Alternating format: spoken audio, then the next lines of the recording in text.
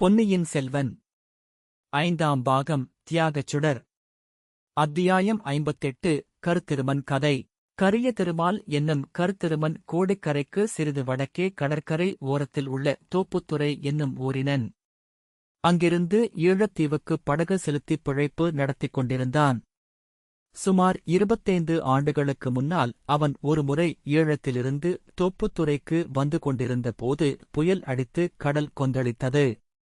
படகு கவிழாமல் கரையில் கொண்டு வருவதற்கு மிகவும் பிரயாசைப்பட்டான். கோடிக்கரை கலங்கரை விளக்கின் அருகில் வந்து அவன் கரையை நெருங்கியபோது ஒரு பெண் அக்கொந்தளித்த கடலில் மிதப்பதைக் கண்டான். அவள் பேரில் இரக்கம் கொண்டு படகில் ஏற்றிப் போட்டுக் கொண்டான். அவள் அப்பொழுது உணர்வற்ற நிலையில் இருந்தாள். உயிர் இருக்கிறதா இல்லையா என்று கூட கண்டுபிடிக்க இயலவில்லை. அங்கேயே படகை கரையேற்றப் பார்த்தும் முடியவில்லை.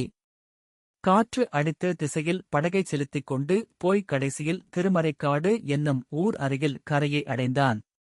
உணர்வற்ற அந்தப் பெண்ணை கரையில் தூக்கிக் கொண்டு வந்து போட்டு கவலையுடன் கவனித்துக் கொண்டிருந்தபோது குதிரைகள் மேலேறி சில பெரிய மனிதர்கள் அப்பக்கம் வந்தார்கள். ஆனால் அவள் பேசவும் இல்லை. மற்றவர்கள் பேசுவது அவன் காதில் விழுந்ததாகவும் தெரியவில்லை. இவள் பிறவி ஊமை செவிடு என்று அவர்களில் ஒருவர் கூறினார். அவர்களின் தலைவராக தோன்றியவர் கருத்திருமனை தனியே அழைத்து ஒரு விந்தையான செய்தியைக் கூறினார். புயல் அடங்கியதும் அந்தப் பெண்ணை ஈழ நாட்டுக்கு அழைத்துச் சென்று அந்த நாட்டிலோ அல்லது அருகில் உள்ள தீவு ஒன்றிலோ விட்டுவிட்டு வந்துவிட வேண்டும் என்றும் அதற்காக பெரும் பணம் தருவதாகவும் அவர் சொன்னார். அதன்படியே கருத்திருமன் ஒப்புக்கொண்டு பணமும் பெற்றுக் கொண்டான். கடலில் கொந்தளிப்பு அடங்கியதும் அவளை படகில் ஏற்றி அழைத்துச் சென்றான். கடல் நடுவில் கட்டை ஒன்றை பிடித்துக் கொண்டு ஒருவன் மிதப்பதைக் கண்டான். மிகவும் களைத்து போயிருந்த அவனையும் படகில் ஏற்றிக் கொண்டான். முதலில் அந்தப் பெண் புதிய மனிதனைக் கண்டு மிரண்டாள். பிறகு அவனை கவனியாமலிருந்தாள். இருவரையும் அழைத்துக் கொண்டு போய் அவன் ஈழ நாட்டுக்கு அருகில் உள்ள ஒரு தீவில் இறக்கிவிட்டான். அந்தத் தீவில் ஒரு பெரியவர் இருந்தார். அவர் இந்தப் பெண்ணை தமது மகள் என்று கூறினார். முன்னமே அவள் ஊமை என்றும் இப்போது தம்மைக் கூட அவள் அறிந்து கொள்ளவில்லை என்றும் கூறினார். பிறகு அவளைக் கடலிலிருந்து காப்பாற்றியதை கருத்திருமன் சொன்னான். நடுக்கடலில் படகில் ஏறிய மனிதர் கருத்திருமனிடம் ஓர் ஓலை கொடுத்து அதை இலங்கை அரசனிடம் கொண்டு போய்க் கொடுக்கும்படி அனுப்பினார். அதிலிருந்து அவர் ரொம்ப பெரிய மனிதராயிருக்க வேண்டுமென்று கருத்திருமன் தீர்மானித்துக் கொண்டான். இலங்கை மன்னனிடம் ஓலையை கொடுத்த பிறகு அவனுடைய பேச்சிலிருந்து தன்னால் காப்பாற்றப்பட்டவர் பாண்டிய நாட்டு அரசர் என்பதை தெரிந்து கொண்டான். பாண்டிய மன்னரை அழைத்து வருவதற்கு இலங்கை அரசர் பரிவாரங்களை அனுப்பினார். கருத்திருமன் மிக்க களைத்திருந்தபடியால் அவர்களுடன் போகவில்லை. பாண்டிய அரசர் சில தினங்களுக்குப் பிறகு இலங்கை அரசரின் அரண்மனைக்கு வந்து சேர்ந்தார். இரு மன்னர்களும் சேர்ந்து இலங்கையின் தென்கோடியில் மலைகள் சூழ்ந்திருந்த ரோஹண நாட்டுக்குச் சென்றார்கள். அங்கே சில தினங்கள் தங்கியிருந்தார்கள். கருத்திருமன் பேரில் பிரியம் கொண்ட பாண்டிய மன்னர் அவனையும் தம்முடன் அழைத்துப் போனார். ரோஹண நாட்டில் பல இடங்களையும் இலங்கை அரசர் பாண்டிய மன்னருக்குக் காட்டினார். கடைசியாக யாரும் எளிதில் நெருங்க முடியாத ஒரு பள்ளத்தாக்கிற்கு அழைத்துச் சென்றார். அங்கே ஒரு மலைக்குகையில் அளவில்லாத பொற்காசுகள், நவரத்தினங்கள், விலை மதிப்பில்லாத ஆபரணங்கள் முதலியவை வைக்கப்பட்டிருந்தன. அவற்றையெல்லாம் பார்வையிட்ட பிறகு இலங்கை அரசர் ஒரு தங்கப் பெட்டியை எடுத்து திறந்து காட்டினார். அதற்குள்ளே ஜாஜ்வல்யமாக பிரகாசித்து மணி மகுடம் ஒன்றும் இரத்தின ஹாரம் ஒன்றும் இருந்தன. அரசர்களுடைய சம்பாஷணையிலிருந்து அந்த கிரீடம் பாண்டிய வம்சத்து அரசர்களின் புராதனமான கிரீடம் என்றும் இந்த இரத்தின ஹாரம் பாண்டிய குல முதல்வனுக்கு தேவேந்திரன் வழங்கியதாக சொல்லப்பட்ட ஹாரம் என்றும் தெரிந்து கொண்டான். அவற்றை எடுத்துக்கொண்டு போகும்படி இலங்கை அரசர் பாண்டியனை வற்புறுத்தினார்.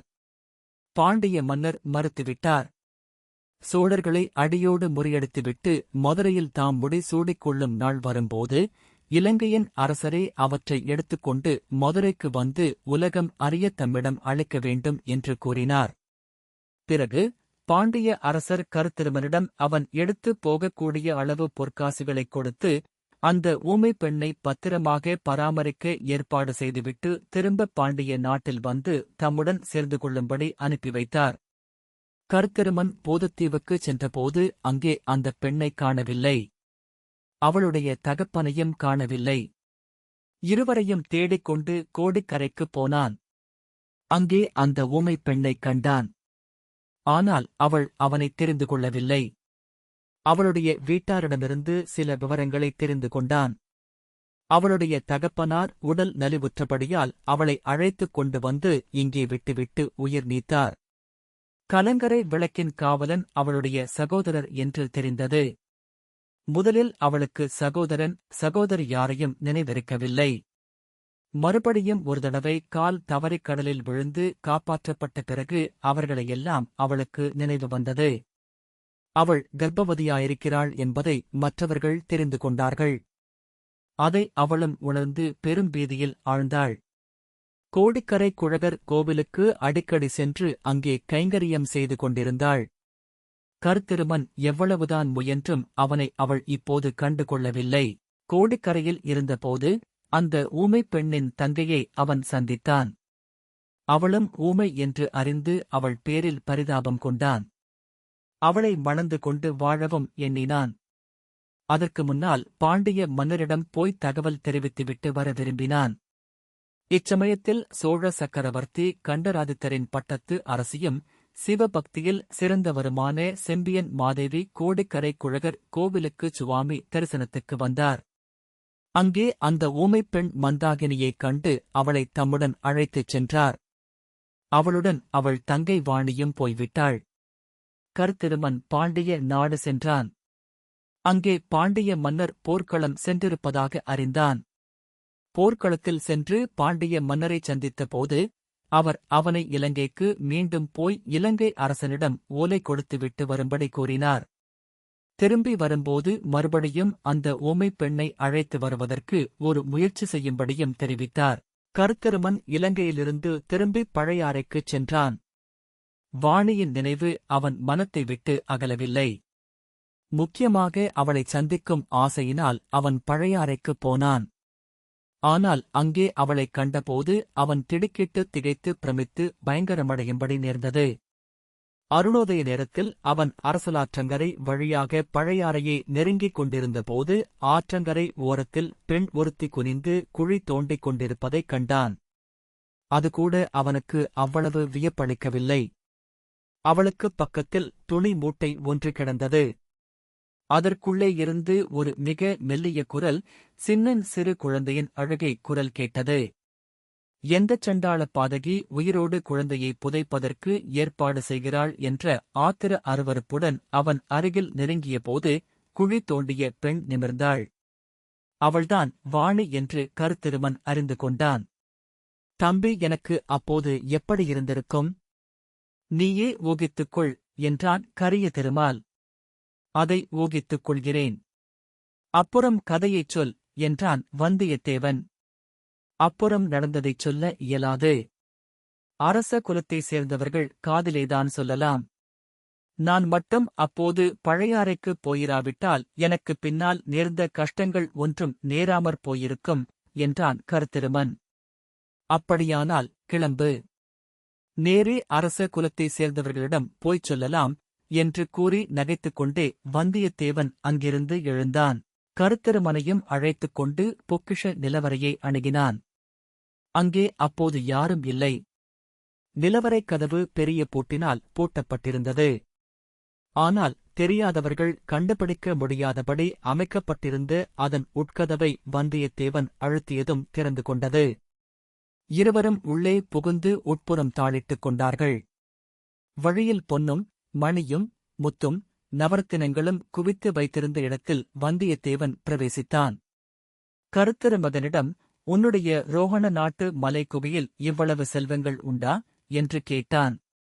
இதைவிட 100 மடங்கு உண்டு என்று சொன்னான் கரிய திருமால். வந்தியத்தேவன் சில தங்கக் காசுகளை எடுத்து மடியில் வைத்து கட்டிக் கொண்டதும் மறுபடியும் கிளம்பினார்கள். நிலவரைப் பாதை வழியாக வந்தியத்தேவன் முன்னால் சென்றான். மதில் சுவரில் அமைந்திருந்த இரகசியக் கதவையும் திறந்தான். அங்கே இப்போது காவலன் யாரும் இருக்கவில்லை. வெளியிலே முதலில் தலையை மட்டும் நீட்டி எட்டிப் பார்த்தான். வடவாற்றல் வெள்ளம் இரு கரையும் தொட்டுக் கொண்டு சென்றது. வெகு தூரத்தில் தீவர்த்தி வெளிச்சம் தெரிந்தது. அந்த இடத்தில் அருகில் யாரும் இல்லை என்று தெரிந்து கொண்ட பிறகு வந்தியத்தேவன் வெளியே வந்தான். கருத்திருமனும் வந்த பிறகு கதவைச் சாத்தினான். வடவாற்றை எப்படிக் கடப்பது என்று யோசித்துக் கொண்டிருந்தபோது பக்கத்தில் சாய்ந்திருந்த மரத்தடியில் படகு ஒன்று மரத்தின் வேர்களில் மாட்டிக்கொண்டு நின்றது தெரிந்தது.